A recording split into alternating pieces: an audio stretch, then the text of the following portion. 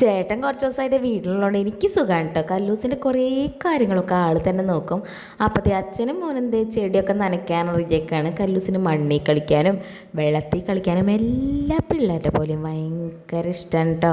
പിന്നെ ഞാൻ നേരെ അലക്കാൻ പോയി. കുറേ അലക്കാണ്ടായിരുന്നു, തലോസം അലക്കിയില്ല. അപ്പോൾ പിന്നെ അത് കുറേ ഉണ്ട്, അതൊക്കെ ഊരിപ്പിഴിഞ്ഞിട്ടാണ്.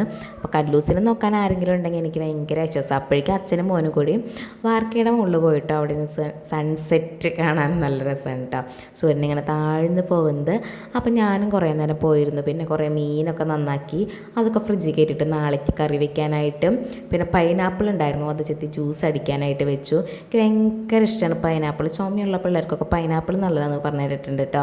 പിന്നെ ഇതേ കുറേ പാത്രങ്ങളുണ്ടായിരുന്നു, അതൊക്കെ വേഗം വേഗം കഴുകി വെച്ച്. കുറച്ച് മീനും വറുക്കാനുണ്ടായിരുന്നു കേട്ടോ, ഉണക്ക മീനായിരുന്നു.